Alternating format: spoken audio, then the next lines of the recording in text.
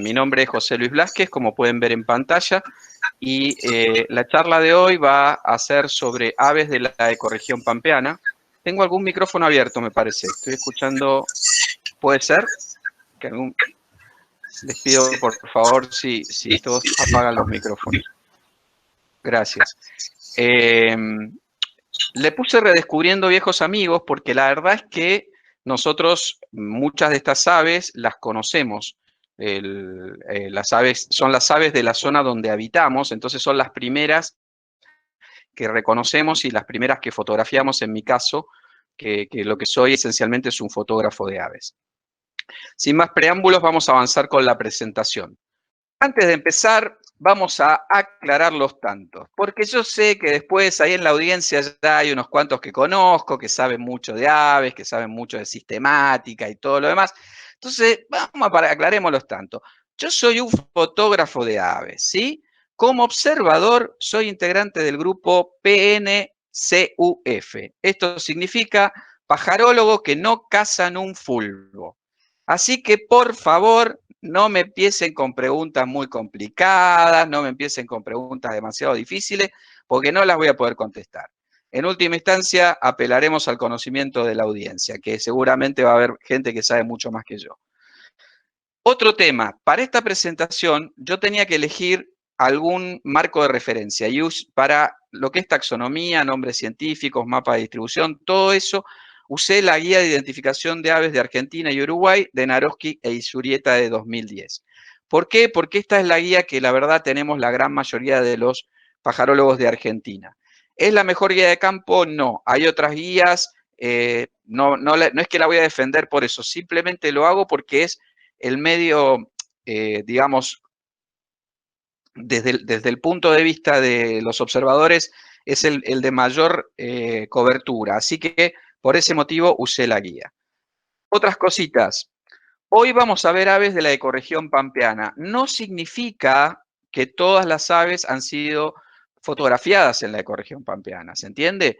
Que un ave sea de la ecorregión pampeana puede ser que yo la haya fotografiado en otro lado, pero no necesariamente obtuve esa foto en la ecorregión pampeana de Argentina. Por esto mismo, es probable que de algunas especies yo muestre más de una subespecie, incluso subespecies que no están en la región pampeana. Sepan entender que de repente vamos a ver, y los que son muy conocedores van a poder determinar, no, esa subespecie en realidad es del sur del país o esa subespecie es del noroeste del país. Bueno, lo que yo quiero es mostrarle a la audiencia la especie como tal y en los que recién empiezan, muy probablemente no pueden detectar esas pequeñas diferencias, así que sepan que no es que me equivoqué, sino que la verdad que estoy poniendo fotos de distintos lugares como para enriquecer un poquitito cada especie. Y otra cosa es que seguro en algún momento voy a meter la pata con algo, así que si meto la pata con algo, por favor avisen. Estas son las zonas ornitogeográficas de Argentina. Argentina, según la guía de Tito Naroski, tiene 9 grandes zonas ornitogeográficas, que ustedes, algunas son más conocidas para el público general, como la Patagonia, por ejemplo, que es esta zona de acá abajo, o lo que es la Prepuna y Puna y los Altos Andes, el bosque araucano, que es toda la zona cercana a la cordillera donde solemos ir de vacaciones, sobre todo, y hay otras zonas que no son tan conocidas, como por ejemplo las yungas, que es esta selva de montaña, esta selva que tenemos aquí en el noroeste de Argentina, o por ejemplo el monte. El monte es toda esta zona de este color beige que está aquí entre lo que sería Patagonia real, la estepa patagónica, y lo que es esta zona más de marrón más oscuro, que es el Chaco y el Espinal. Bien, de todas estas zonas ornitogeográficas, hoy vamos a focalizarnos en una, que es esta zona en verde, que está aquí en esta parte del mapa, vamos a verla más en detalle, que es la región pampeana. ¿Qué características tiene la región pampeana? La región pampeana, ¿cómo impactó a los primeros colonizadores? ¿Cómo la describieron? La describieron como un mar de pastos. Es una cosa bastante interesante porque fíjense que en algún momento hay un cronista que dice que se podría viajar desde prácticamente Córdoba capital hasta el sur de la provincia de Buenos Aires, o sea, casi 1000 y tantos kilómetros, por un eterno mar de pastos, un eterno y plano mar de pastos. Cuando yo hablo de mar de pastos, ojo con lo que entendemos, ¿no? No entendamos una cancha de golf, o sea, no entendamos una pradera como esto de un pastito cortito de 5 centímetros de altura, no. La región pampeana, en el momento de la conquista, cuando todavía no estaba labrada la tierra, tenía un pastizal muy alto, de entre 2 y 3 metros de altura. De hecho, si ustedes leen algunas obras gauchescas, dice que los caballos se perdían en el pastizal. Mucha paja brava, mucha cortadera. Así que no se imaginen un enorme campo de golf, imagínense un pastizal muchísimo más machazo que eso. Y otra cosa que tiene la región pampeana es zonas inundables de cuerpos de agua muy someros. Dicho de otra forma, lagunas. Es decir, la región pampeana tiene, por un lado, mucho pastizal y por otro lado, mucha laguna o río de llanura, que es un río casi sin corriente, de bajo caudal y de baja profundidad. Todo esto que yo les cuento es súper importante porque uno, ya entendiendo las características que tiene una región geográfica, puede empezar a determinar qué tipo de aves puede haber en esa región geográfica. ¿A qué me refiero? En la Pampa prácticamente no había árboles. Hoy sí los hay, porque hemos traído y hemos plantado árboles, pero en la Pampa original prácticamente no había árboles. Entonces, no es esperable, por ejemplo, que haya especies de aves que anidan en huecos de árboles. Eso es casi como una cosa de lógica. Yo estoy dando algunos conceptos ornitológicos porque cuando estábamos analizando qué presentar, Miriam me dijo que ella quería una charla para los que recién se inician, que tenían en el COA mucha gente que recién se iniciaba y entonces les interesaba mucho que viéramos los conceptos más básicos. Por eso estoy también comentando muchas cosas de conceptos bien básicos.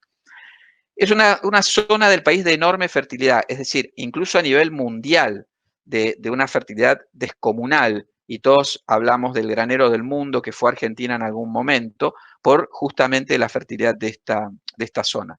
Esto hizo que haya sido la zona, y sigue siendo, la región de Argentina más modificada por el hombre. O sea, la región pampeana es una de las zonas en la que quedan menos relictos de paisaje original de todo el país. Todo el resto de ecorregiones tienen mayor porcentaje de áreas que están todavía de alguna manera prístinas. En cambio, la región pampeana, debido a su enorme fertilidad, ha sido modificada casi por completo. El relieve es llano o de suaves ondulaciones, el clima es templado cálido, es un clima excepcional realmente para vivir y para las cosechas, y la vegetación dominante son las gramíneas. Otro dato súper importante, si la vegetación dominante son las gramíneas, imaginen que las gramíneas lo que generan son semillas, muchas semillas. Entonces es esperable que tengamos en la región pampeana muchas aves que se alimenten de semillas. Así se ve la región pampeana en un mapa satelital. Se puede ver claramente como la zona del monte y la zona del Chaco y Espinal son más áridas y cómo la región pampeana de alguna manera se prolonga en todo lo que es Uruguay y el sur de Brasil, en términos orográficos. Y hoy vamos a hablar de aves de la región pampeana. Pero, aves, ¿qué son las aves? ¿Qué define a un ave? Y bueno, ciertas características definen a un ave. Esas características son, por ejemplo, que es un animal. Parece muy básico, pero bueno, ya por lo menos sabemos que un ave es un animal que además es un animal de temperatura termorregulada, lo que nosotros llamamos un animal de sangre caliente, ¿sí? Además, es un animal que tiene alas. ¿Qué significa que tiene alas? Significa que sus dos extremidades anteriores están modificadas y que ya no las usa para caminar, por ejemplo, como las usaba un mamífero, por ejemplo, sino que las usa para cosas diferentes, ¿sí?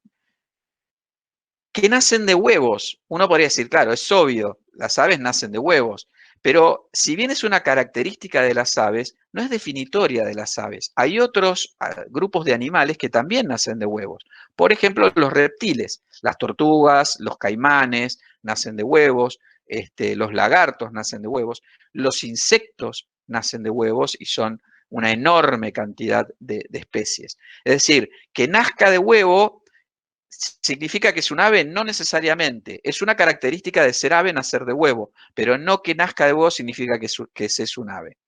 Tienen pico. También uno podría decir, son el único grupo animal que tiene pico. Y no, nos estaríamos equivocando. Los quelonios, como por ejemplo las tortugas, también tienen pico. El pico es una estructura córnea que es una modificación de la parte de la dentadura y que hoy se ha convertido en lo que conocemos como un pico. ¿Que pueden volar? La puse en rojo porque más o menos. Acá tenemos dos problemas. Primero, las aves no son los únicos animales que vuelan, ¿sí? No solo vuelan ciertos mamíferos, como los murciélagos, por ejemplo, sino que hay una enorme cantidad de insectos que vuelan. Y además tenemos un segundo problema, que no todas las aves vuelan. Hay aves que a pesar de que tienen alas y que esas alas uno pensaría que son necesariamente para volar, no las usan para volar, sino para nadar, por ejemplo, y que han perdido, por un tema de adaptación a su medio, la capacidad de volar. ¿Qué es lo definitorio? ¿Qué es lo que define a un ave? ¿Qué es lo que hace que un animal, si yo lo tengo adelante mío, sea sí o sí un ave? Que tienen plumas. No hay ningún otro grupo zoológico que tenga plumas, ¿sí? Si tienen plumas, bueno, no es este el caso. Si tienen plumas, significa que son aves, ¿sí? Esa es la gran característica que define a las aves. Y hay aves de muy diversos tipos. Fíjense que en Argentina nosotros tenemos desde aves, obviamente en términos relativos, gigantescas, como un ñandú, que no pueden volar, hasta, y que además son casi mudas, las reas son casi mudas, ni siquiera prácticamente generan sonidos, hasta aves pequeñas y que cantan muy bonito, como un chingolo. O tenemos, por ejemplo, aves que construyen unos nidos increíbles que parecen obras de ingeniería.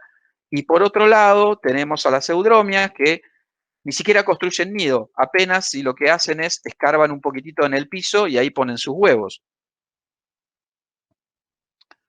Tenemos aves que tienen unos picos enormes que uno hasta se preguntaría cómo hacen para poder sostenerlo, como el tucán grande. Y tenemos otras aves que, la verdad, que por el pico parece que se hubiesen pegado un palazo contra, se hubiesen estrellado contra una pared, porque el pico es prácticamente inexistente, como el piquito de oro chico. Antes piquito de oro común, hoy piquito de oro chico. O también podemos hablar de aves que vuelan muy bien y que todos los años realizan migraciones de miles de kilómetros, como por ejemplo la golondrina tijerita, y aves que ni siquiera vuelan, pero que son excelentes nadadoras, como los pingüinos. O sea, hay una enorme variedad de aves. Las aves tienen una diversidad gigantesca. Sin embargo, o casualidad, del lado izquierdo de la pantalla quedaron aves que tienen cierta similitud entre sí. Fíjense que si nosotros usamos un ave patrón, como puede ser el gorrión, que en su nombre científico es Passer domesticus, podemos darnos cuenta de que todas las aves que quedaron a la izquierda de la pantalla tienen una cierta similitud con el gorrión, que Passer domesticus significa pájaro, Passer es pájaro, domesticus doméstico. Entonces, todas estas aves que de alguna manera se parecen a los gorriones, los científicos han dado en llamarlas passeriformes. Passeriforme significa passer, pájaro, forme, forma. Aves con forma de pájaro. Y en un rapto de enorme creatividad, a todo el resto de las aves que no se parecen a los pájaros, las han bautizado no passeriformes. Entonces, esto es una buena forma de empezar a entender que aún en esa enorme diversidad que tiene el universo de las aves, en esa enorme variedad, ya podemos empezar a definir ciertas como categorías. ¿Y por qué interesa esto de agrupar especies que se parecen? Interesa porque ayuda a entender comportamientos y porque se supone que especies que se parecen tienen antepasados comunes relativamente cercanos, en la evolución. Entonces, y ahora los vuelvo a primer año del secundario, materia matemática, teoría de conjuntos. Si el conjunto este grande que yo tengo acá en el medio es el conjunto de las aves, puedo dividirlo en dos grandes subconjuntos. Por un lado está el subconjunto de los paseriformes, que además les voy contando de las casi 11.000 especies de aves que hay en este momento descritas en el planeta Tierra, casi la mitad son paseriformes. Y por otro lado está el subconjunto de los no paseriformes, que representan toda la otra mitad de las especies de aves del mundo. Y acá les voy a dar una frase que si se la aprenden van a quedar como unos campeones cada vez que se hable de aves. La frase es, todos los pájaros son aves, fíjense, todo el conjunto de los paseriformes, que son los pájaros, pertenecen al conjunto de las aves, pero no todas las aves son pájaros. ¿Por qué? Porque los no paseriformes son aves, pero no pertenecen al subconjunto de paseriformes. ¿Sí? Acuérdense de esta frase que la pueden usar en el futuro. Ahora bien, ¿para qué todo esto? Para que el lunes a la mañana, cuando yo llego a la oficina, alguien que fue el fin de semana a Chascomús me haga una pregunta de este tipo. Che, José, el fin de semana fui a Chascomús y vi un pájaro marrón parado en un poste. ¿Qué sería? ¿Qué sé yo? No sé. ¿Qué fue lo que vio? No tengo idea. Puede haber visto esto, que es un hornero común, o puede haber visto esto, que es un chimango. Los dos son marrones, pero fíjense que en el caso de que hubiese visto un chimango, ni siquiera habría visto un pájaro, habría visto un ave, pero no un pájaro. Sí en el caso que hubiese visto a un chingolo, porque el chingolo pertenece a los paseriformes. Todo esto de los nombres científicos tiene un interés muy especial y muy importante. ¿Por qué? Porque los nombres científicos son los que nos permiten referirnos a una especie en forma unívoca, porque los nombres vulgares o nombres comunes cambian entre países, entre idiomas, incluso entre regiones de un país. Por ejemplo, el hornero, que yo conozco como hornero, si uno va al centro del país, le van a decir es un caserito. Y en algunos lugares le van a llamar Alonso García. Entonces, los científicos no podían darse el lujo de que cuando se hablaba en un trabajo científico o en una investigación de una especie determinada, se pudiera dar a equivocaciones. Y durante siglos estuvieron tratando de encontrar una metodología para nombrar en forma inequívoca y unívoca a cada una de las especies animales y vegetales que existen en el mundo actual y que hayan existido. Y ahí nació la nomenclatura binomial. Binomial porque es de dos términos. Este caballero, que se llamaba, un señor sueco, que se llamaba Carl von Linné, en 1756 publica la 10ª edición de un catálogo de especies animales y vegetales que se llama Systema Naturae. Y por primera vez en la historia, utiliza un sistema de dos nombres o de dos palabras para cada una de las especies zoológicas que clasifica. Obviamente que esto es un salto adelante, porque él es quien, por ejemplo, dice, este ave a partir de ahora se llama Passer domesticus. Y cuando yo hablo de Passer domesticus, todos los científicos del mundo van a saber que estoy hablando de esta ave y no de ninguna otra de las 10.000 especies de aves que existen, ni de ninguno de los otros organismos vegetales o animales que existen en el mundo. ¿Por qué utilizan el latín? ¿Por qué los nombres científicos se usan en latín? Porque en ese momento, estamos hablando de 1700, mitad de 1700, el latín era el lenguaje que se usaba en la ciencia. De hecho, las clases en las universidades se daban en latín. De hecho, las escuelas secundarias, que muy poca gente accedía a una educación secundaria, enseñaban latín dentro de su currícula. Entonces era muy lógico, tan lógico como que hoy, por ejemplo, los papers de ciencias se publican en inglés.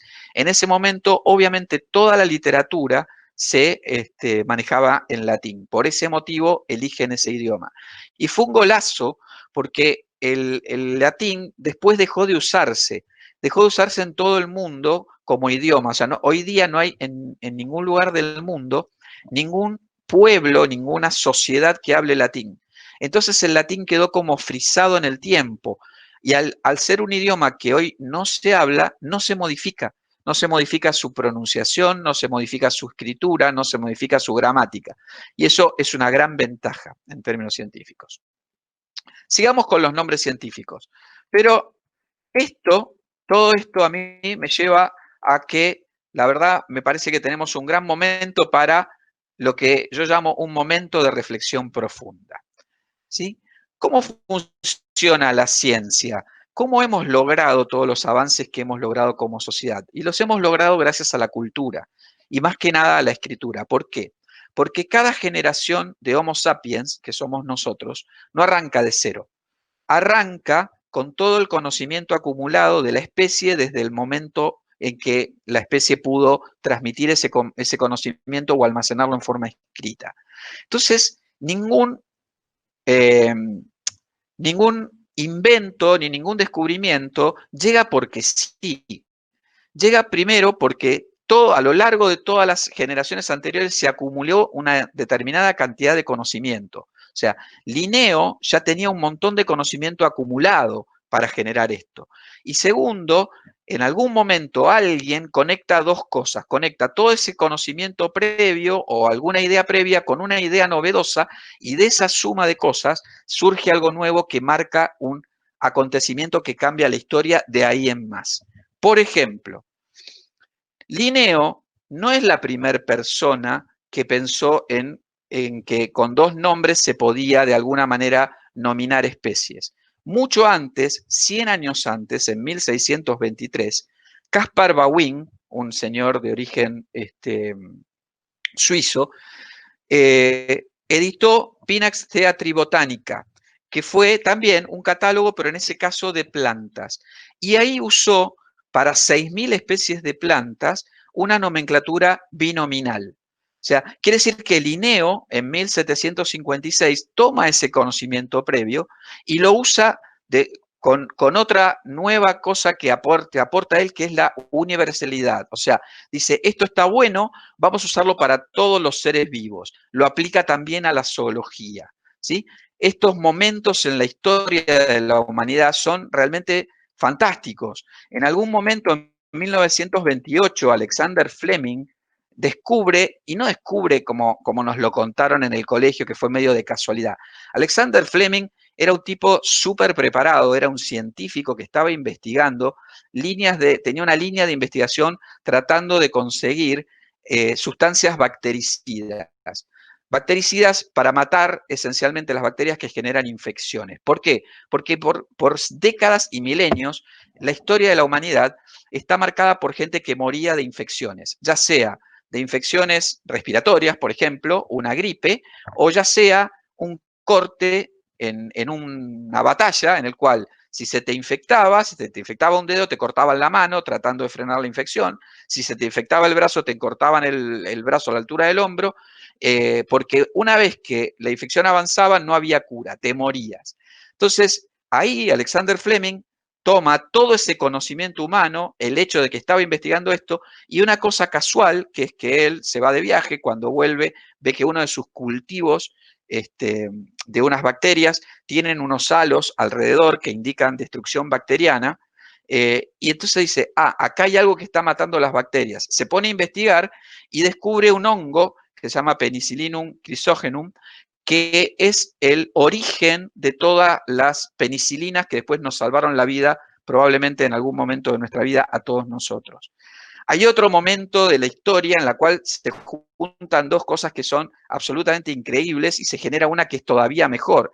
Alguien en algún momento dijo, los panqueques y el dulce de leche van muy bien juntos.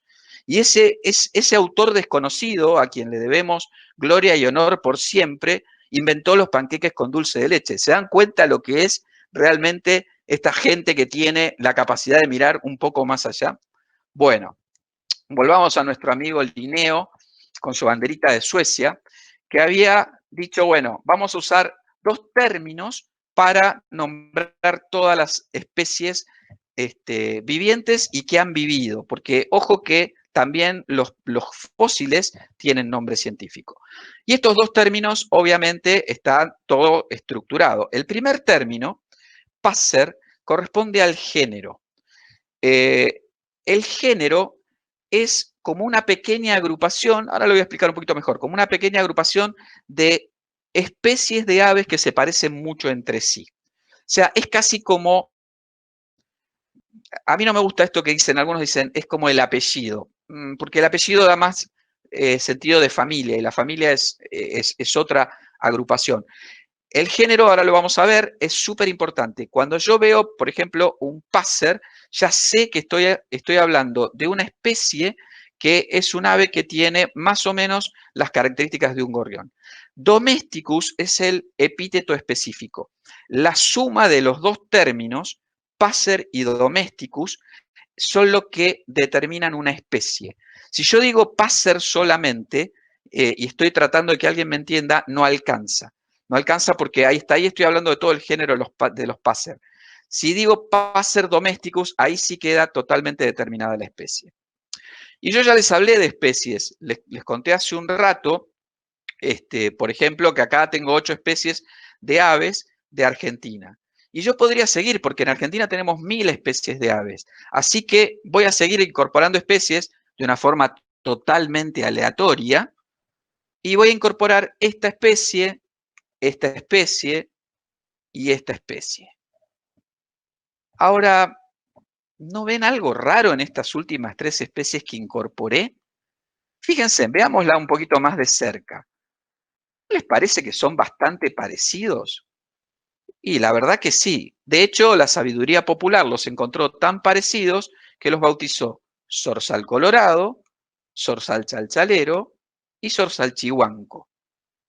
Ah, entonces estas 3 especies de aves tienen características en común muy marcadas. Y entonces los científicos lo que hacen es agruparlas en un género. Y ese género, si ustedes se fijan, es el género Turdus.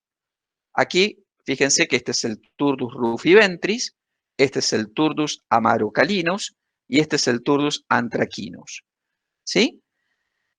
Lo que yo les decía recién, si a mí me dicen, vi un Turdus, aunque yo no sepa exactamente la especie, ya me puedo empezar a imaginar ciertas características de ese ave. Esto es lo que en biología, en biología se llama un género. Pero los géneros exceden un país. Hay aves que pertenecen a un género que no solamente viven en Argentina. Sigamos con el género de los zorzales, el género Turdus. Por ejemplo, el zorzal patagónico, que sí vive en Argentina y también en Chile, si se fijan es Turdus falklandii. El zorzal americano, cuyo nombre en inglés es American Robin, es el Turdus migratorius. Y además les cuento que hay zorzales que ni siquiera pertenecen al género Turdus, como por ejemplo el zorzal criollo. Grande Carlitos, que es monotípico, es único en su género. Bien, entonces les conté que las especies, como por ejemplo el Turdus rufiventris, se agrupan en géneros, o sea, especies que se parecen mucho se agrupan en géneros, después los géneros que se parecen mucho se agrupan en familias, las familias que se parecen se agrupan en órdenes. Fíjense que acá aparece una palabra que ya conocemos, passeriformes. Los órdenes se agrupan en clases, otra palabra que ya conocemos, aves, ¿sí? Las clases se agrupan en filos o divisiones. Las clases, por ejemplo, las aves pertenecen a Chordata. Chordata son todos los vertebrados. Los filos o divisiones se agrupan en reinos, en este caso el reino animal o animalia, y por último hay un ancestro común que por allá hace 4.250 millones de años, cuando la vida era en blanco y negro todavía, es el origen de todas las especies animales y vegetales del planeta. Bien, entonces ya ustedes se deben estar diciendo, dale José Luis, arranquemos de una vez. Bueno, arrancamos, no se pongan nerviosos. Les cuento cuál va a ser el orden de esta presentación. Todos los que hayan visto presentaciones de aves sobre un viaje, sobre una región geográfica, lo que sea, seguro están acostumbrados a que se usa seguir la guía, el orden de la guía. ¿Qué significa? Que se van presentando las aves de acuerdo a, se empieza por no paseriformes, dentro de los no paseriformes la primer familia son los Reidae, que son los ñandúes, después vienen los Tinamidae, que son las falsas perdices o los inambúes, después vienen los Espheniskidae, que son los pingüinos, y así se sigue todas las familias de los no paseriformes para después empezar con los paseriformes, y ahí arrancamos con Furnaridae, Dendrocolaptidae, etcétera, etcétera, etcétera. Hoy vamos a hacer distinto, porque si no, siempre hacemos lo mismo, siempre vemos no paseriformes y los paseriformes no llegamos nunca, entonces decidí hacerlo de una manera diferente. Hoy vamos a hacer lo siguiente. Primero vamos a ver la primer familia de los paseriformes, pero no la primer familia de la guía, la primer familia por orden alfabético, para que sea bien desestructurada la presentación. Una vez que vimos la primer familia por orden alfabético de los paseriformes, vamos a pasar a la primer familia de los no paseriformes. Después a la segunda familia de los paseriformes, a la segunda de los no paseriformes, y sigue, y sigue, y sigue, y sigue, etc. Y hoy otra cosa que vamos a hacer, perdón, es sacarle mucho más jugo a la guía. La guía usualmente la usamos bien poquito, la usamos solamente para identificar ese ave que estamos viendo en el campo y que no sabemos exactamente qué es, entonces rápidamente abrimos la mochila, sacamos la guía, buscamos, decimos, tiene, no sé, tiene cola rufa, sí, tiene tal, no sé, pico amarillo, sí, bueno, entonces es tal cosa.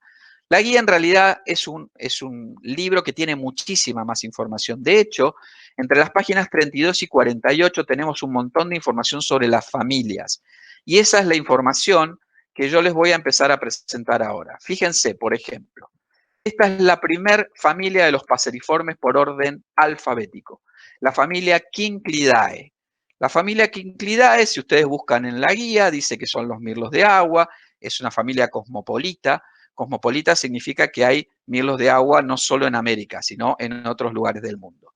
Que existen 5 especies en el mundo, de las cuales una existe en Argentina, que son acuáticos, zambullen, caminan sumergidos, pavada de dato, caminan sumergidos, pavada de dato, que vuelan bajo, que hacen un nido cerrado de musgo en paredes rocosas sobre el agua, que ponen varios huevos blancos, que son rechonchitos en su cuerpo y de pico recto, que tienen alas y cola corta, tarsos largos, fíjense que es verdad, los tarsos son bien largos y dedos robustos.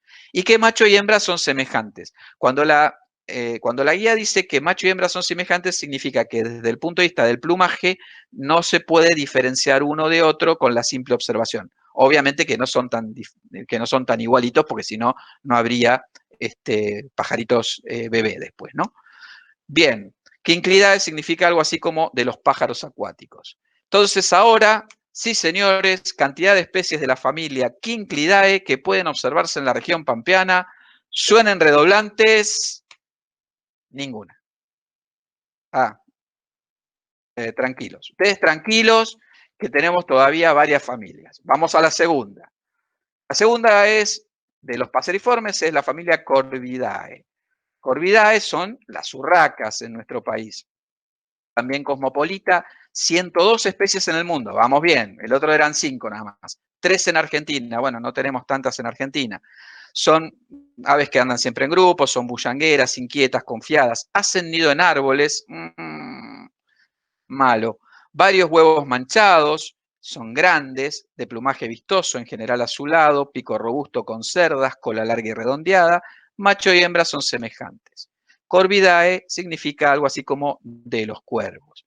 Y nuevamente, cantidad de especies de la familia Corvidae que pueden observarse en la región pampeana de Argentina, ninguna.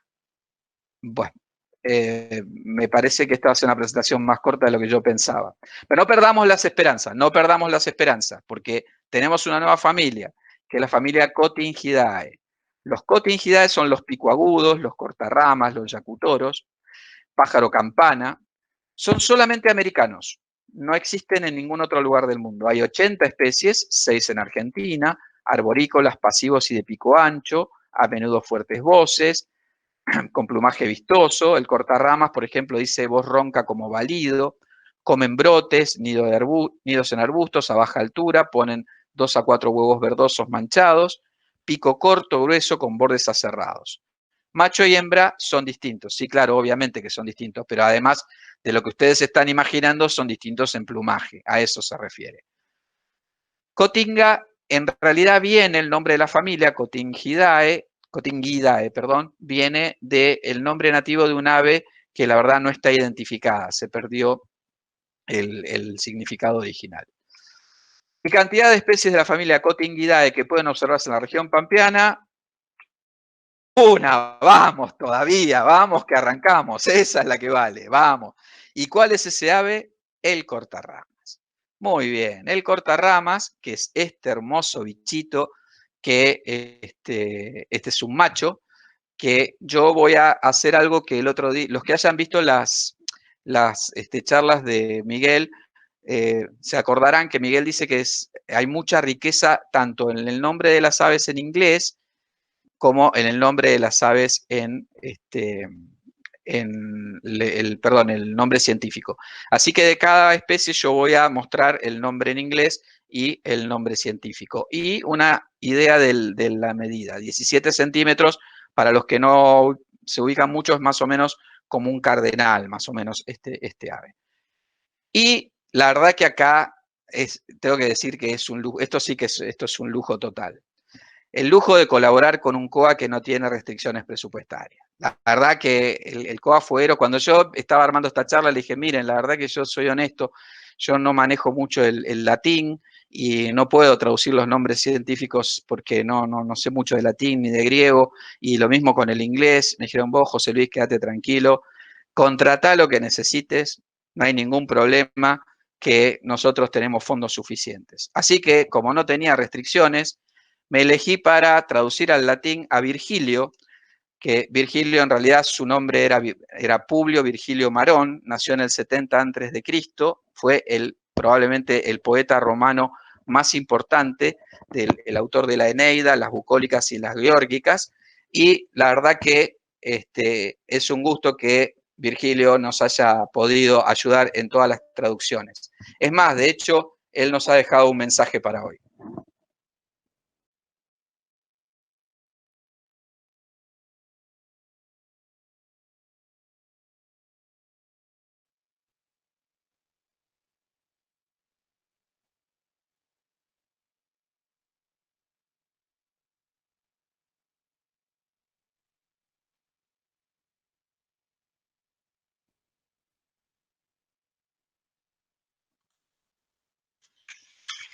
Salve amici, sus evoluptate ut manet foriscum.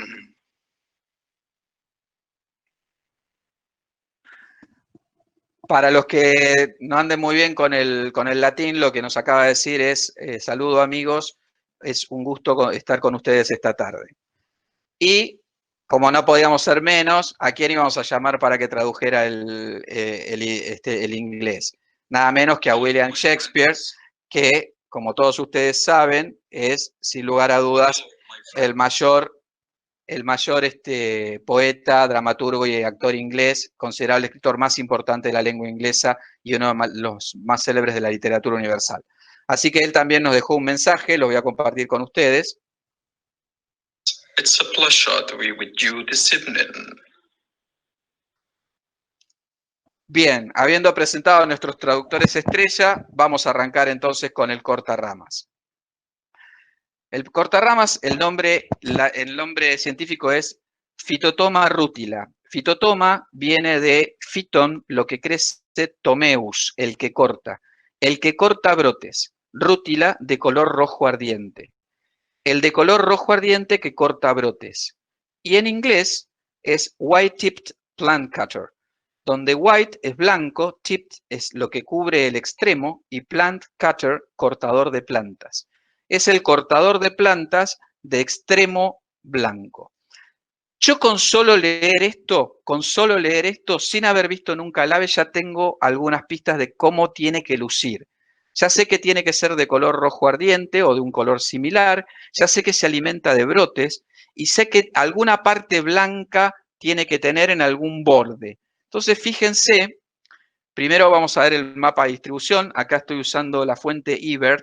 La verdad que teniendo eBird es maravilloso. Fíjense que el cortarramas, la verdad, no es una ave tan pampeana. Se encuentra en la zona pampeana, sí, que es esta que está encerrada con la línea roja, pero la verdad es una ave que yo las veces que lo he fotografiado, en general lo he fotografiado mucho en Entre Ríos y lo he fotografiado en la zona de San Luis, etcétera. No tanto en la zona pampeana, pero tiene distribución, así que lo consideramos. Acá tenemos al macho de cortarramas. Y fíjense lo que decíamos, ¿no? Yo voy a agregar solamente las características que en la guía de Naroski él menciona que están, o sea, están en negrita porque menciona que son las características más útiles en el momento de reconocer un ave en el campo. Amplia frente y ventral rufos. Fíjense, amplia frente rufa y ventral rufo. ¿Sí? Rufo, para los que no son observadores de aves, es un color castaño, castaño llamativo, digamos. Aquí hay otro macho. Fíjense que la otra descripción es dorso plomizo sin estrías. El dorso plomizo sin estrías lo mencionan porque hay una especie muy similar en Argentina que se llama rara, que es bastante, a primera vista, similar al cortarramas, pero que tiene el dorso totalmente estriado. Por eso en la guía dicen buscar dorso plomizo sin estrías. Y fíjense qué distinta es la hembra. La hembra es totalmente diferente. De hecho, si uno no supiera qué es la hembra, yo podría pensar que es un animal de una especie totalmente diferente. Y acá aparece lo que en el nombre en inglés decía con el borde blanco. La cola es negra, pero con el ápice blanco. ¿Sí? Fíjense acá abajo, la cola tiene un ápice blanco. Y además tiene copete. El cortarramas tiene un canto muy particular. Yo le voy a pedir a Claudia que me ayude, porque la verdad que les quiero poner el canto porque es realmente muy reconocible.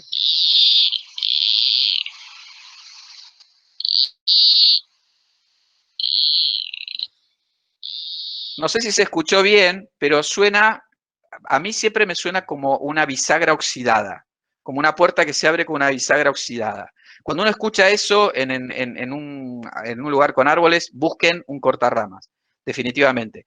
Hay quienes dicen el quejoso, le dicen a este ave porque parece que se está quejando y porque eso parece un quejido. Bueno, y también, esta es otra foto de una hembra de cortarrama. Fíjense que se alimenta de plantas, en este caso no necesariamente de un brote, sino de un pequeño frutito. Tiene un estriado notable que se nota muy bien en toda la parte ventral del ave. Y en algún lugar decía que tiene pico aserrado. Esta es una foto que yo la amplié muchísimo y fíjense que claramente se nota que tiene un pico que tiene como pequeños dientecitos, no son dientecitos, como aserrado, que seguramente es una adaptación para cortar más fácilmente hojas y brotes. Y con esto finalizamos la primera familia, que es la familia Cotingidae. Permítanme que tengo que cambiar de presentación.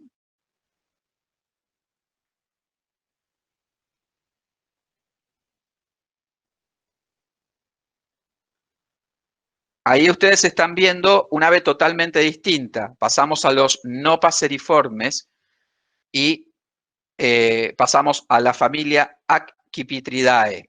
La familia Accipitridae es una familia súper divertida porque están las águilas, los aguiluchos. Es una familia cosmopolita que tiene 210 especies, de las cuales 40 las podemos observar en Argentina. Son rapaces diurnas. Cuidado con esto, hay rapaces diurnas y rapaces nocturnas. Los Accipitridae son aves diurnas, de vuelo rápido y postura erecta, ponen de 1 a 4 huevos, a menudo manchados, con coloración modesta, suelen ser difíciles de identificar. ¿Por qué? Porque tienen, primero, muchas fases. Fases significa que desde el momento que son pichones hasta que tienen el plumaje adulto, en muchos casos pasan 4 o 5 mudas diferentes, o sea, tienen 4 o 5 plumajes distintos a lo largo de los años hasta que adquieren su plumaje definitivo, que es el plumaje adulto. Los juveniles suelen ser bien distintos en términos de plumaje de los adultos también. El pico es curvo, corto y sin borde dentado. Eso los diferencia de los Falconidae, que son los otros halcones que tenemos también. A veces el tarso está emplumado, con garras irisera y patas coloreadas y alas largas. La hembra es más grande, usualmente. Esto se da mucho en las rapaces. Mucho en las rapaces que las hembras suelen ser de tamaño un poco más grande que los machos. ¿Qué significa accipiter? El que agarra y desgarra. Esa es una traducción más o menos, digamos, de lo que significa accipiter. Cantidad de especies de la familia Accipitridae que pueden observarse en la región pampeana, 15. Bien, vamos bien ahora. Arranquemos con la primera, pavada de bicho, el águila mora. Un animal espléndido, majestuoso, que realmente a mí no deja de sorprenderme cada vez que lo veo, a pesar que lo he fotografiado montones de veces. ¿Cuál es el nombre científico del águila mora?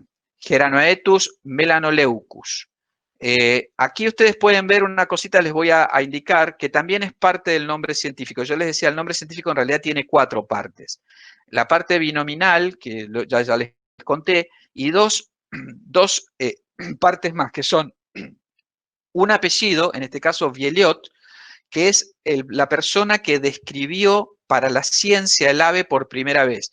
Describió significa que la describió con rigurosidad científica y el año en que lo hizo. Si se fijan, casi todas las aves van a estar descritas en 1800 y algo. ¿Por qué es esto? Porque es la época de los grandes viajes de ultramar. Las potencias salían con sus flotas a buscar nuevos mercados y a buscar materias primas a lo largo de todo el mundo, y generalmente en las tripulaciones viajaba o un médico que además tenía funciones de recolectar material, o sea, material vegetal y animal, esto es, plantas y animalitos.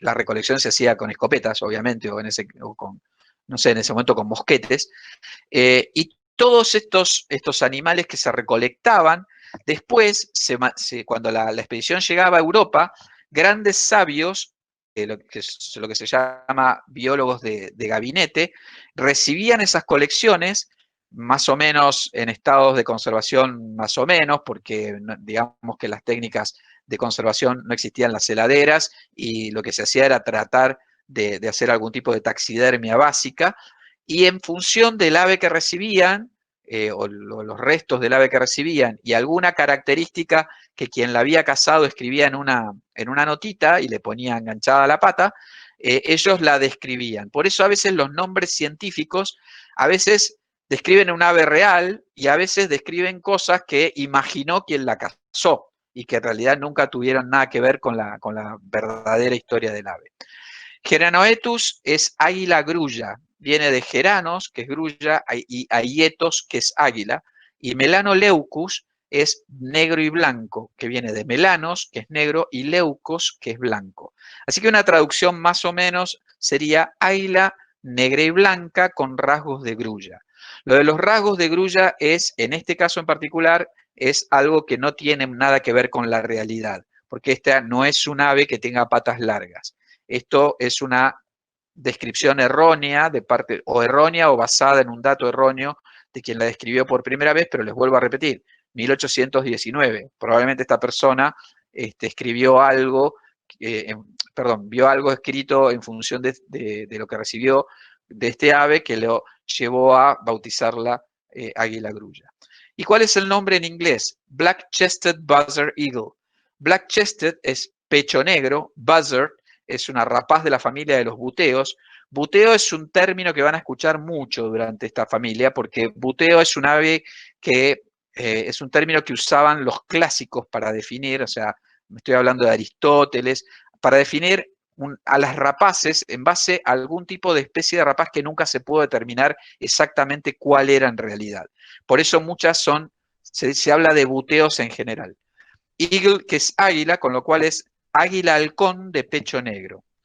Y es un ave que, de nuevo, tampoco es tan pampeana, pero sí se puede observar con cierta regularidad en la zona pampeana.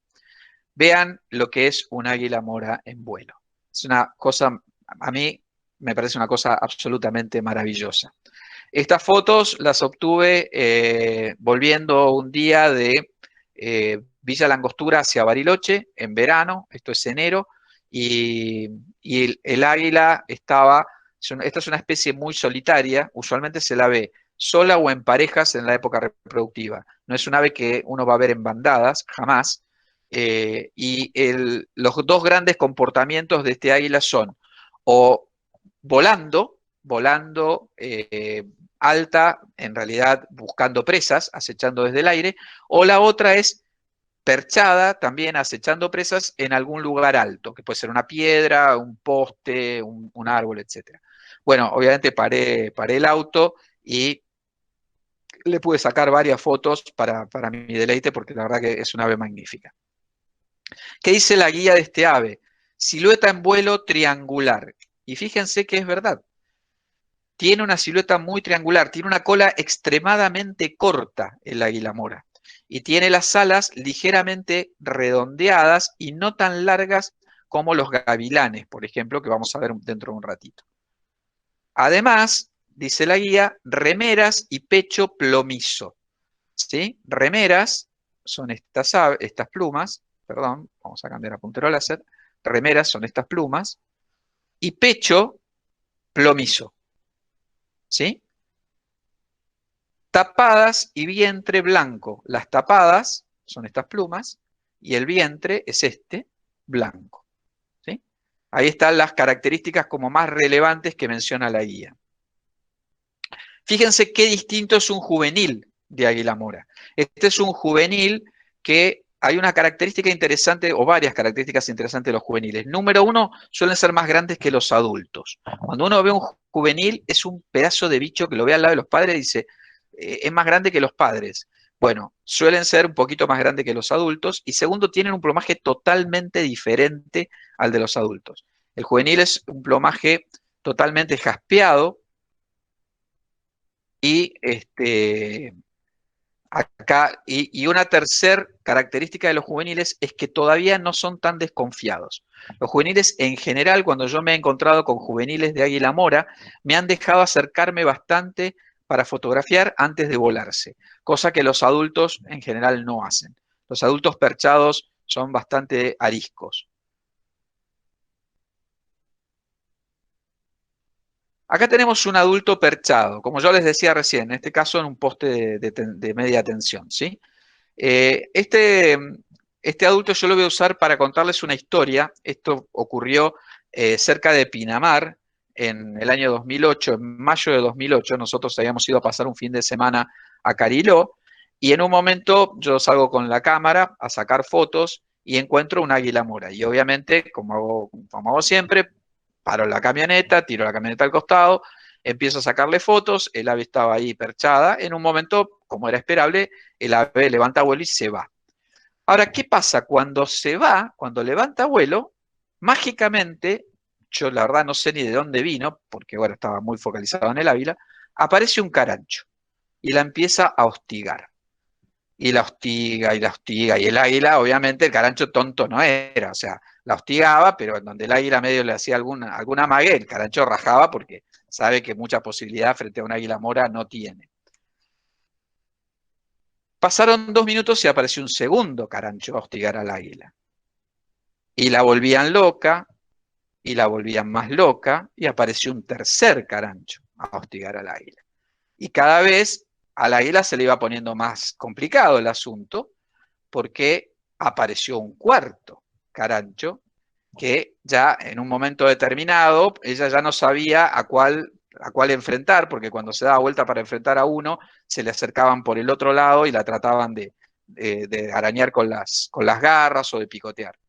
Hasta que por fin, finalmente, les cuento el final de la historia que no lo pude fotografiar porque fue muy rápido, apareció un quinto carancho. Cuando apareció el quinto carancho, el águila dijo, bueno, hasta acá llegué, y se tiró en picada, velocísima, hacia un árbol frondoso y se metió entre el ramaje del árbol y ahí se quedó hasta que los caranchos se aburrieron y se fueron.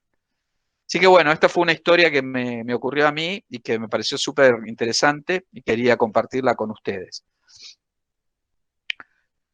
Luego tenemos el Milano tijereta. El Milano tijereta es el Anoides forficatus. Lo describió Linneo en 1758. Linneo es el caballero este del cual hablamos tanto, de que fue quien inventó, por decir de alguna manera, el sistema binomial. Eh, Tengamos en cuenta una cosa, ¿no? 1758, para que tengamos un poco de perspectiva.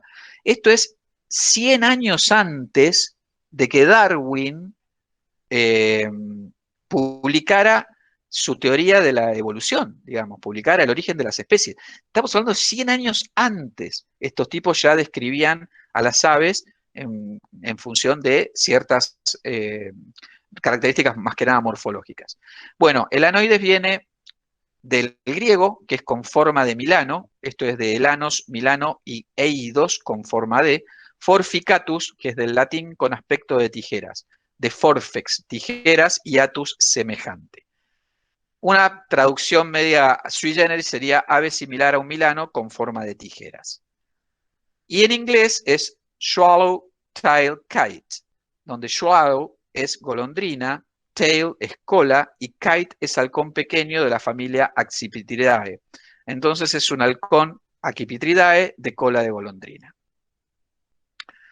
Esta es un ave, la verdad, yo la puse porque en la guía, si ustedes buscan en la guía, van a ver que está como casi todo el territorio de Argentina o la mitad del territorio de Argentina iluminado como que se la puede encontrar en casi todo. La verdad, seamos honestos, este ave tiene el extremo sur de su distribución en más o menos el centro de Argentina. Llega casi medio circunstancialmente a Argentina. Es verdad, se la puede observar en la región pampeana, sí, pero casi de casualidad como en cualquier otro lugar, salvo en la región del noreste de Argentina, muy al noreste, donde sí es una ave más bien común, digamos. Y es un bicho precioso, que es este, que obviamente la guía lo que dice como primer característica es blanco. Segunda característica, alas y cola larga, ahorquilladas, negras, perdón, y que tiene ciertas particularidades. Este ave es un eximio volador, eximio, es un as en el aire.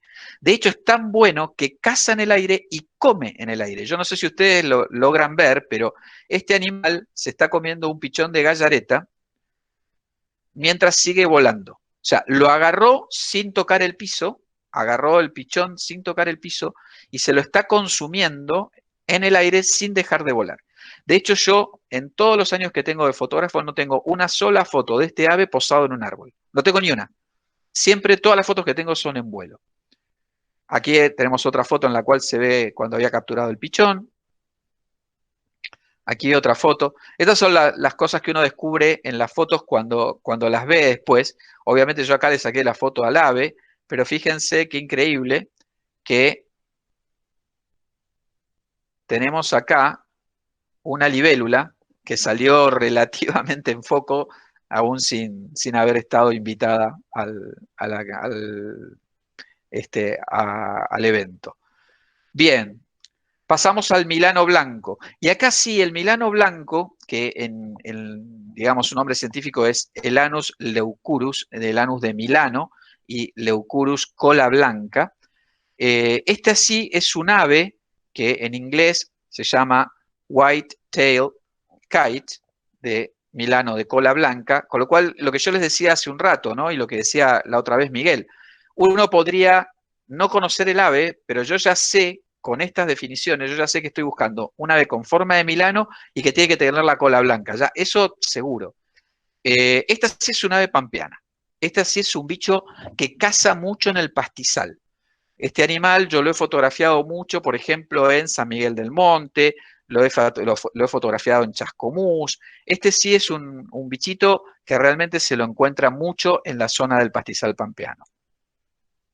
Y la primera característica que menciona la guía es que halconea. ¿Qué significa halconea? Halconea es que permanece fijo en una posición en el aire mientras busca sus presas con aleteos rápidos y cortos. ¿Sí? Se mantiene prácticamente estático en un lugar mientras está buscando sus presas. Acá lo vemos halconeando, pero de costado. Fíjense que es un ave que tiene una... A mí siempre me llama la atención la cabeza del milano blanco. Fíjense que tiene una cabeza más parecida a las lechuzas.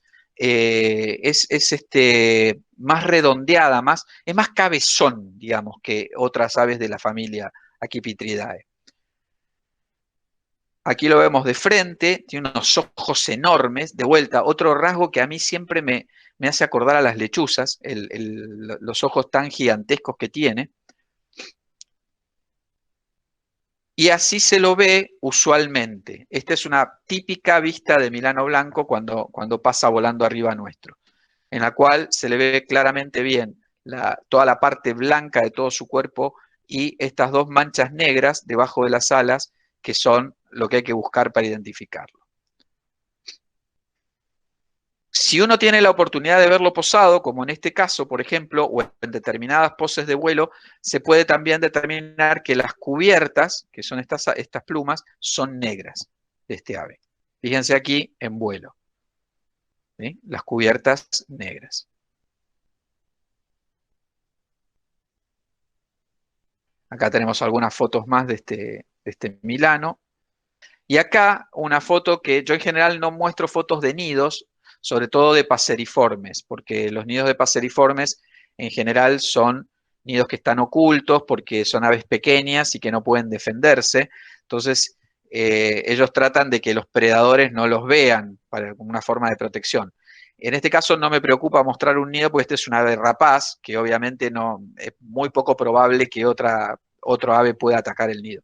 Este nido lo encontramos una vez en Carué, volvíamos de Bariloche, me acuerdo, paramos a pasar la noche, y ahí yo a la mañana siguiente salí a hacer un poco de fotografía y encontramos una pareja de milanos blancos anidando, y por eso lo muestro.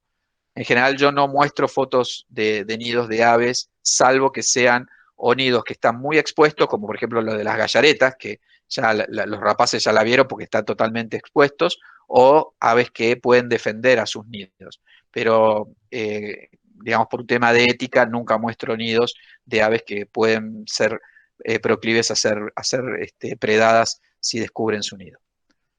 Bien, paso al tahuató. Tahuató es un ave interesante, es un ave que su nombre científico es Rupornis magnirostris. Rupornis es del griego, ave manchada, terripao, estar sucio o manchado. Magnirostris del latín, pico grande. Magnus, que es grande, que es un término que nosotros solemos usar en nuestra cultura, algo magnus o magnum, y rostrum, que significa pico. Entonces sería algo así como ave manchada de pico grande. Y yo creo que el nombre en inglés es fantástico, porque en inglés se llama roadside hawk. Roadside es banquina y hawk es halcón. Es el halcón de las banquinas. Este bicho siempre está en los bordes de los caminos. O sea, todos los que observamos aves o fotografiamos aves sabemos que los tahuató son presencia ineludible en los bordes de los caminos. Sí, Es un ave tremendamente pampeana, fíjense, tiene distribución no solo en la ecorregión pampeana argentina, sino en Uruguay y en el sur de Brasil. Y tiene una mirada muy penetrante. La verdad que el tahuató tiene una mirada, cuando te mira fijo el tahuató, medio como que, hasta ahí que es una ave chiquitita y qué sé yo, bueno, no asusta tanto, pero te mira con cara de malo. Este bicho sí que tiene una cara así como que infunde respeto. Se lo reconoce por su capuchón pardo oscuro, fíjense, aquí. Este es un tahuato en vuelo. Acá ustedes pueden ver que gran parte del ave es de color claro con algunos barrados leves, el capuchón bien notorio y dos bandas en la cola blanca. Y este es un juvenil, que es bastante distinto, ¿sí? El juvenil, lo que dice la guía es frente, ancha y garganta, o frente, ancha ceja y garganta ocrácea. Fíjense, frente, ancha ceja y garganta ocrácea. Otro juvenil, acá nuevamente el mismo adulto que les había mostrado al inicio. Este es un adulto que se portó muy bien en el Parque Nacional del Palmar. La verdad que este es un bicho también, por lo menos en mi experiencia personal, bastante arisco. Pero este macho en particular, este adulto en particular se portó bastante bien, me dejó sacarle muchas fotos. En algunos momentos medio me gritaba como tratando de amedrentarme, pero bueno, no lo consiguió. Y aquí tenemos otro con una luz totalmente diferente. A mí me parece interesante que se vea también porque a veces esta luz, que es una luz de atardecer, cambia totalmente el código de colores del ave. Este ave es muchísimo más gris, más negruzca, y esta es mucho más amarronada, ¿no? Hay que tenerlo en cuenta también a veces, porque a veces uno trata de identificar en base a ciertas fotos, pero hay que tener en cuenta con qué luz fueron sacadas. El gavilán mixto, para buteos unicintus. Lo que se acuerdan de buteo, que yo les decía que es un ave de presa medio genérica. Para buteo significa ave parecida a un buteo. Unicintus, con una faja, digamos, ave parecida a un buteo con una faja. Y en inglés tiene un nombre que la verdad no aporta mucho, porque es el halcón de Harry, o sea, Harry's Hawk, porque parece ser que cuando lo describió Temmick, el ave tenía adosada una tarjeta que decía que pertenecía a la colección de, creo que el Duque de Harris o algo así. Entonces el tipo le puso halcón de Harry. Es un ave que es bastante pampeana, es un ave que realmente caza mucho en pastizal, y es un ave que hasta hace unos años era muy difícil verla en Buenos Aires. Hoy día este ave anida en pleno centro de Buenos Aires, anida en pleno centro de la ciudad autónoma de Buenos Aires. Aquí lo tenemos, lo que dice la guía es negruzco como primera medida. Fíjense las cubiertas rufas, esto es un factor determinante. Cuando ustedes vean un ave rapaz y es así toda más o menos negruzca y tiene rufo acá en las cubiertas, es claramente un gavilán mixto. Visto desde abajo, tiene las tapadas y piernas rufas. Esta de vuelta son las tapadas, estas son las plumas tapadas. Y las piernas, fíjense acá, son también de color rufo, ¿sí?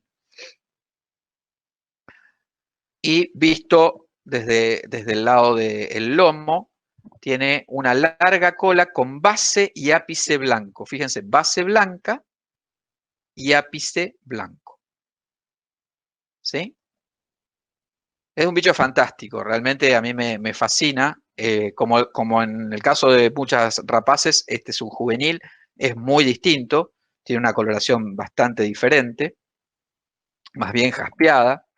Acá de vuelta tenemos un adulto mostrando claramente sus características, mostrando sus hombros rufos y su cola con base blanca y ápice blanco. Nuevamente un juvenil. Y pasamos al caracolero. El caracolero tiene nombre científico que no hace alusión a una característica de la morfología del ave, sino que hace alusión a una característica de su comportamiento. Quiere decir que alguien a Belliot le tiene que haber escrito, o probablemente él lo haya visto, porque Belliot vivió en Estados Unidos y vivió en Centroamérica. Entonces, que él haya visto que este es un ave muy sociable. Y por eso la bautizó Rostramus sociabilis.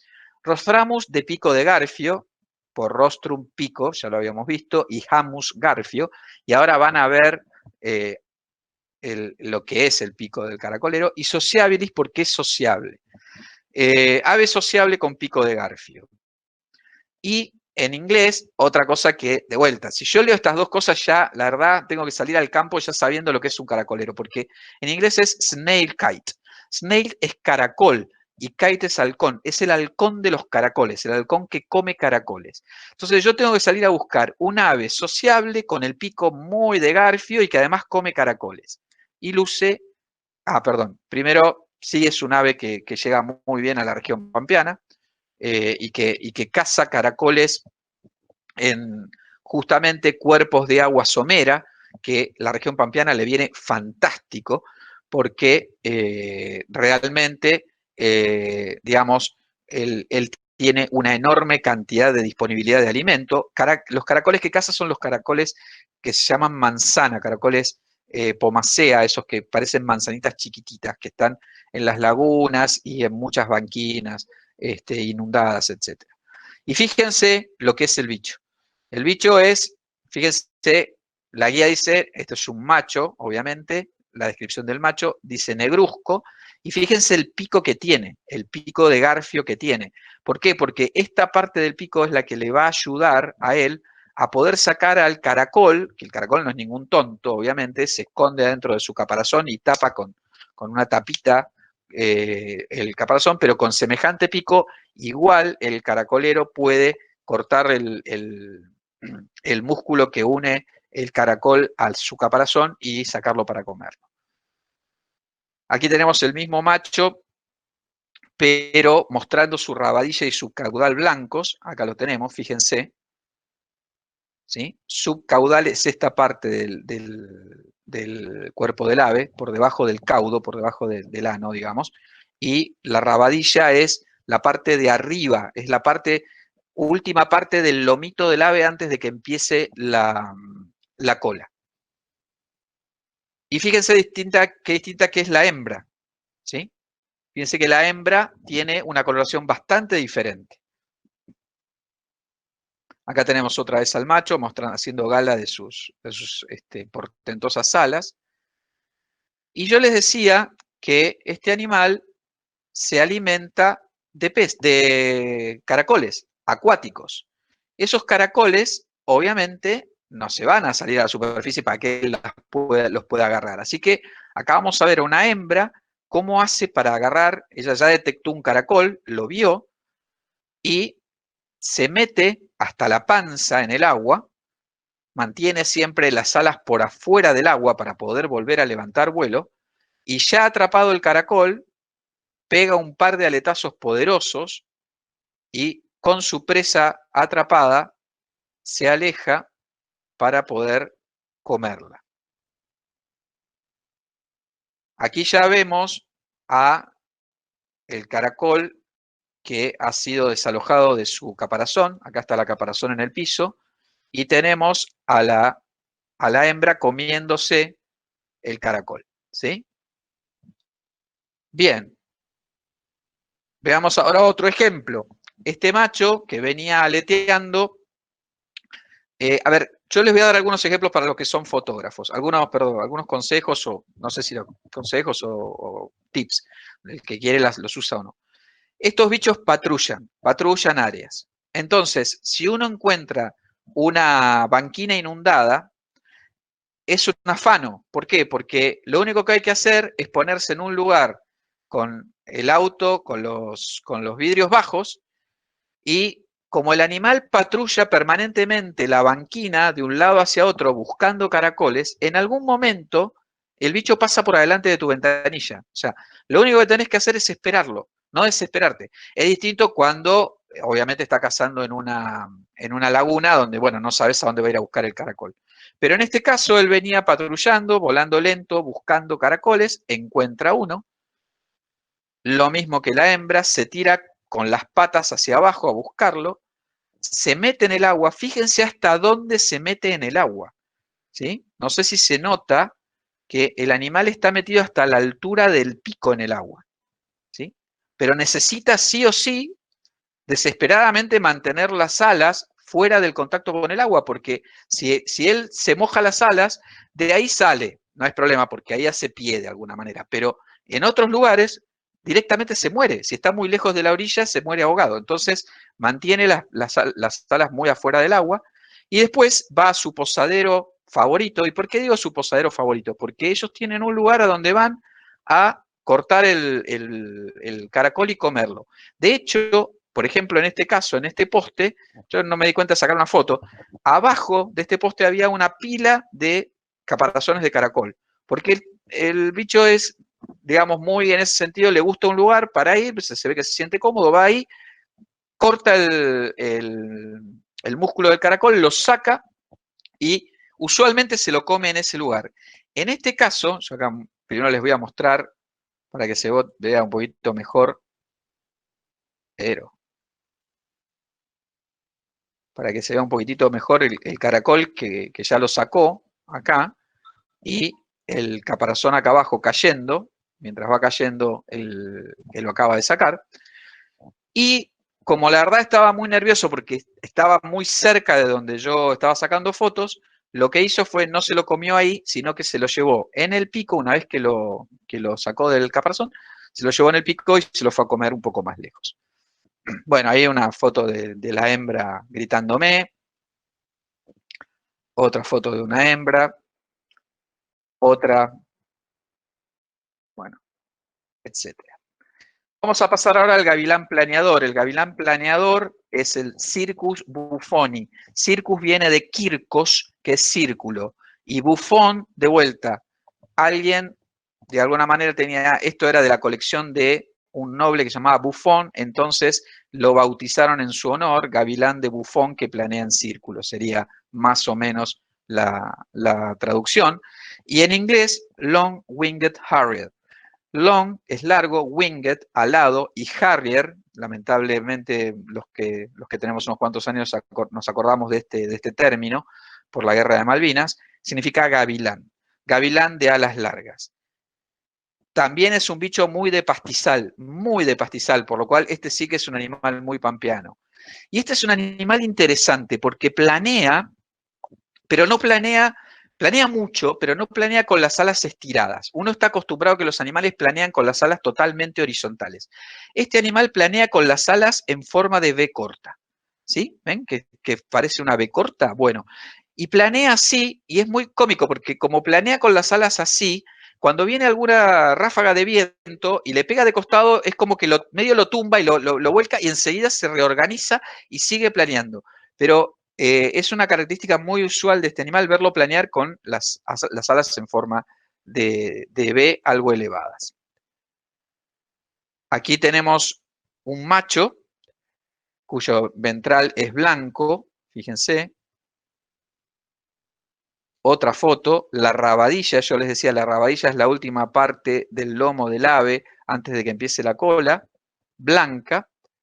Y fíjense lo que son las alas. Esta foto yo la puse porque fíjense lo que realmente es el largo de alas de este animal. Es una cosa bestial. Esta especie tiene una característica bastante interesante. Tiene un morfo oscuro. ¿Qué significa esto? Este gavilán planeador, a pesar de ser de la misma especie que el anterior, que era blanco y gris, este es prácticamente todo oscuro, casi negro, sigue siendo de la misma especie. Se llama morfo. Esto es lo que se denomina un morfo oscuro. Acá tenemos otra foto un poco más cercana. Y acá tenemos una foto que muestra algo interesante, que es justo el animal está pasando por sus ojos lo que se llama membrana nictitante. Las aves tienen, además de párpados, tienen una membrana que usan para mantener húmedos los ojos, que se llama membrana nictitante, que les permite, en muchos casos, cuando la membrana nictitante es totalmente transparente, mantener los ojos húmedos sin cerrar los párpados, o sea, sin perder la visión en ningún momento. Ellos no dejan de ver en ningún momento porque humectan el ojo mientras pueden seguir viendo a través de la membrana. Acá una típica pose de un gavial planeador parado en un poste. Esta no es tan común verlo en el piso, la puse por eso, esto es en San Miguel del Monte. San Miguel del Monte, nosotros solíamos ir mucho en una época con un grupo de observadores de aves, se alquilaba una combi y íbamos en un grupo grande, y acá, bueno, tuve oportunidad de sacarlo en el piso. Y acá les muestro una secuencia interesante para que vean cómo actúa este animal cuando empieza a detectar una presa, perdón. El animal viene planeando, vio algo, se para en el aire, se frena en el aire, hace una especie de halconeo, no muy prolijo como para halconeo, y lo primero que hace es, empieza, además de a mirar hacia abajo, es como que tira las patas hacia abajo. ¿Por qué? Porque este animal caza tirándose así como a plomo a su presa con las patas primero, agarra con las patas.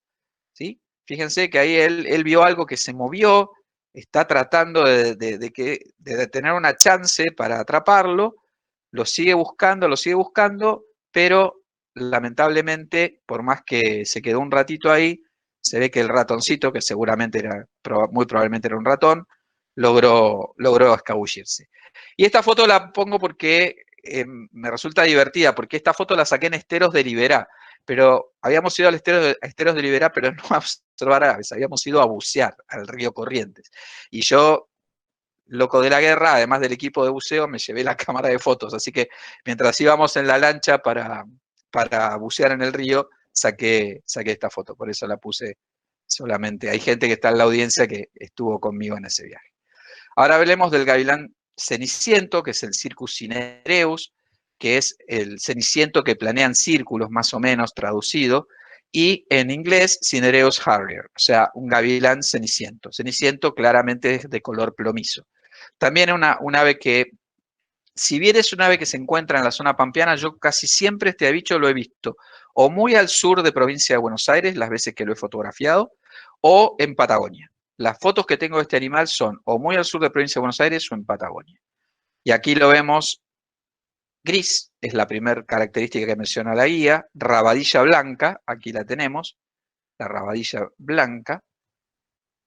Aquí lo tenemos de frente. Este gavilán, si ustedes se fijan, tiene algo entre las patas. Yo pensé que era una presa y no era una presa. La verdad que uno va aprendiendo con los años ciertas cosas. Yo cuando vi este gavilán no entendía por qué estaba con otro y tenía una presa y es como que se la tiraba y el otro la agarraba y se la tiraba. Hoy aprendí, ahora después leyendo sobre la etología de estas aves, que los adultos, perdón, entrenan a los pichones a cazar de esa forma. Agarran algo que no necesariamente es una presa, a veces puede ser una bola de plumas o algún tipo de cosa así, y se la tiran para que los pichones vayan practicando de agarrar y traer. Yo vi ese comportamiento sin entenderlo en ese momento y bueno, hoy día, muchos años después, sé lo que estaba viendo. El ápice de las remeras es negro, fíjense, estas son las remeras, tienen la punta negra. Barrado ventral canela,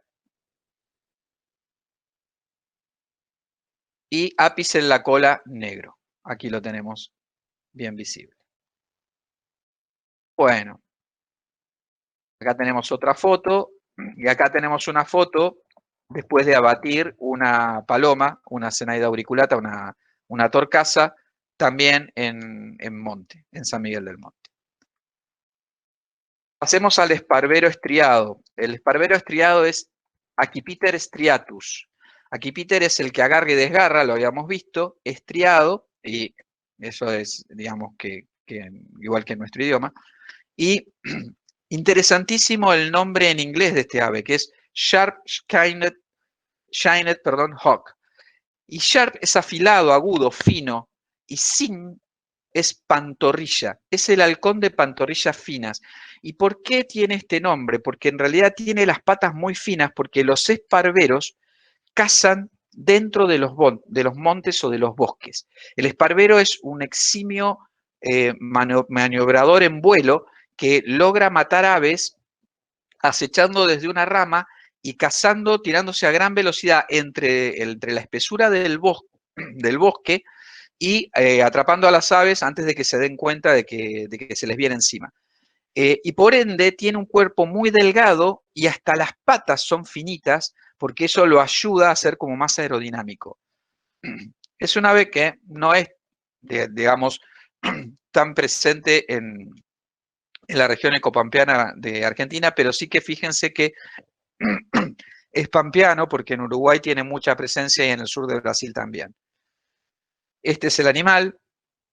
Las características es ventral blanco finamente barrado, ahí lo pueden ver, y pasamos ahora al aguilucho alas largas. El aguilucho alas largas es el Geranoetus albicaudatus, y este sí que es interesante porque aquí sí lo de águila grulla tiene un sentido. ¿Por qué? Porque este es un animal que tiene las patas muy largas. Y ahora vamos a ver por qué. Albicaudatus es con cola blanca y es el águila de cola blanca con rasgos de grulla. De rasgos de grulla porque tiene las patas muy largas. En inglés, white-tailed hawk o halcón de cola blanca. Es un ave que tiene una cierta distribución pampeana y lamentablemente yo no tengo fotos de este ave, así que si no lo ven es porque la verdad puse una foto de un paisaje, pero la buena noticia es que esto es uno de los alicientes míos a salir nuevamente al campo a buscar uno de estos bichos. El aguilucho langostero es el buteo swainsoni, es un ave rapaz, un falco de Swainson. Swainson es por el nombre de una persona y en inglés tampoco nos agrega demasiado porque es el halcón de Swainson. Este sí que es un bicho que se puede ver mucho en la región pampeana. La guía habla de bandadas, y es verdad, acá si ustedes se fijan hay 2, 4, 6, 7 en una sola foto, había muchos más en esa bandada. Una foto del ave en un poste, el pecho es pardo negruzco, acá lo podemos observar. Las remeras son negruzcas, acá lo vemos. Y es un ave del cual podríamos hablar mucho, pero yo me estoy excediendo demasiado en la presentación, porque es un ave que migra desde Estados Unidos. O sea, este ave habita en el centro de Estados Unidos y migra hasta las pampas nuestras y vuelve después a Estados Unidos una vez por año.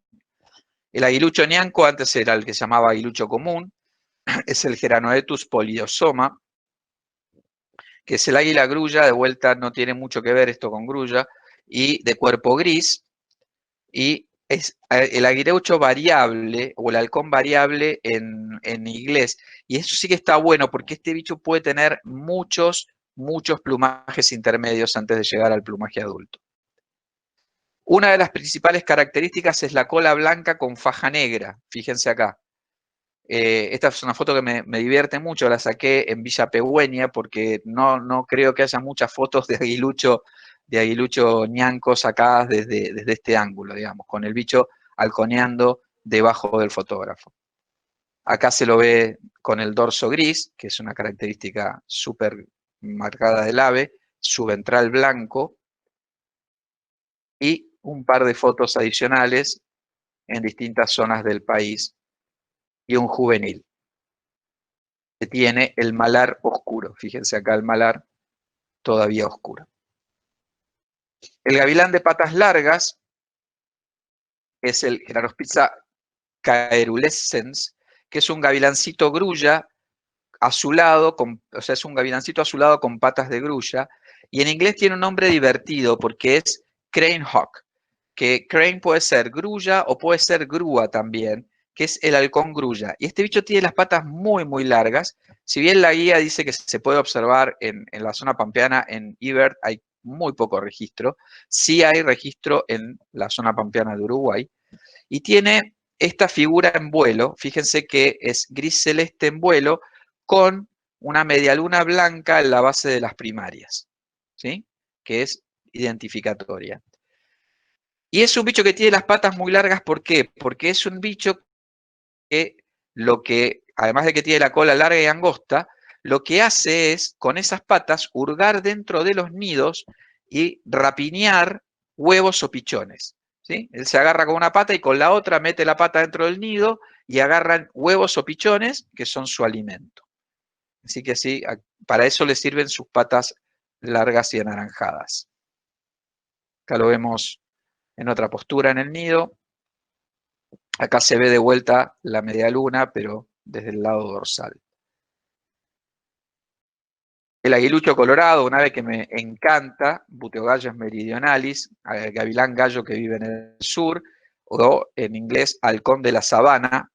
Este es un ave que la verdad no tiene mucha distribución en la región pampeana de Argentina, pero sí es un ave que está muy representado en una ecorregión pampeana como la de Uruguay y el sur de Brasil, porque su límite de distribución prácticamente llega hasta Buenos Aires, digamos. Es una ave hermosa, de color canela, muy bonito, que tiene la cola negra con faja central y ápice, una faja negra acá y ápice blanco. Y esta foto es una foto que lo muestra en todo su esplendor y es una foto que a mí me gusta mucho porque la verdad la saqué de casualidad. No tanto de casualidad, habíamos ido con este grupo a Entre Ríos que yo les contaba de la combi y en un momento bajamos y había uno de estos bichos parado en un poste. Y obviamente todo el mundo se fue al humo, el bicho se fue, se escapó y se posó en un poste como a los 200 metros.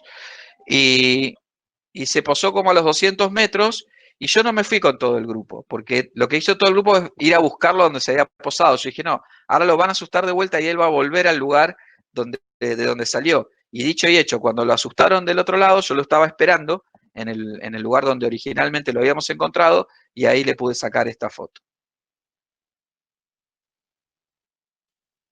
Acá tenemos un juvenil que tiene las piernas barradas y una ceja blanca. Fíjense la cara del juvenil, es bastante distinto a los adultos. Y un par de fotos más de un bicho que realmente a mí me encanta, me parece precioso.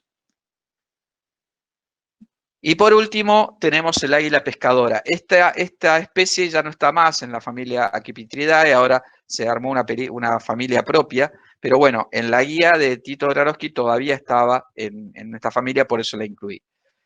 El nombre científico es Pandion alietus, esto significa algo así como águila marina, viene de un rey legendario de Atenas, Pandius, que supuestamente fue convertido en águila por Zeus, y en inglés tiene un nombre propio, se llama osprey.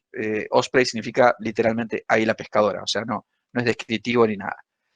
Esta es un ave que en la guía, como es una ave migratoria que viene del hemisferio norte, la verdad la guía la muestra casi en todo el territorio de Argentina, pero la verdad observarla es dificilísimo en Argentina. Las fotos que van a ver son del hemisferio norte, más precisamente del estado de Florida en Estados Unidos.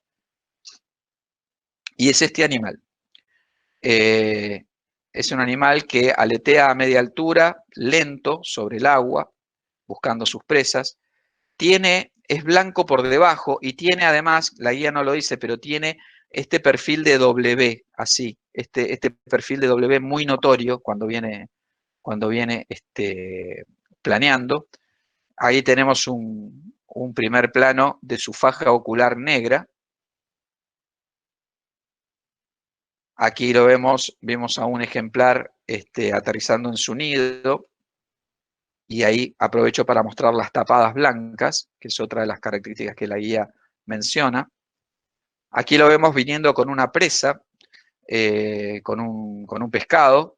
Si esta foto tal vez a alguno le pueda resultar conocida, esta es la foto que está de este águila en la guía de aves argentinas. Esta es la foto que figura para la especie en la guía de aves argentinas. Las remeras son reticuladas. Tiene una mancha negra en base de primarias, que es bastante interesante porque es un identificador que lo diferencia de otras especies similares. Y acá la verdad yo podría mostrarle fotos 3 horas de águila pescadora, porque águila pescadora es un bicho que me encanta, acá están anidando, y la verdad le saqué centenares de fotos, elegí algunas nada más, aquí atacando a un,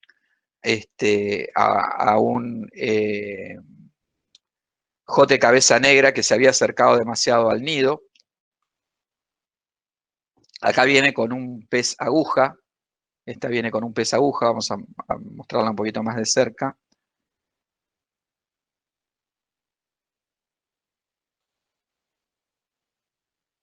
Para que se vea que captura todo tipo de peces. Acá otra toma de la foto que yo les mostré antes, cuando pasó de costado, con este pescado tipo una especie como de bagre, ¿no? Yo no conozco mucho de peces. Lo mismo, una foto de frente. Estas sí que se las debo todas a Claudia, pero 100%. Porque la verdad yo estaba súper entusiasmado sacándole fotos a una águila pescadora que estaba posada en un árbol muy bajito, que vimos una foto antes, esa que estaba gritando con el pico abierto, y de repente Claudia me dice, vení, vení, vení, que viene una con un pescado en las garras. Y fue darme vuelta y buscarla en el aire, y la encontré, y la empecé a sacar como un animal, o sea, y ahí fue, la verdad que logré estas fotos, la verdad gracias a Claudia, porque honestamente yo estaba totalmente ensimismado en el otro ejemplar. Con esto terminamos esta familia, y con esto llegamos al final de esta charla. Hoy nos hemos reencontrado con 4 familias, 16 especies.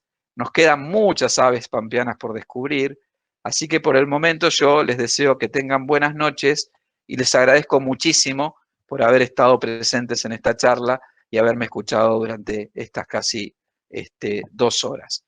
Les dejo mis datos por si alguien quiere visitar mi canal de YouTube. Ese es mi canal de YouTube. Se llama Naturaleza Asombrosa, y ahí pueden encontrar videos, esencialmente, muchos videitos de especies de aves y de algunas otras cositas más interesantes.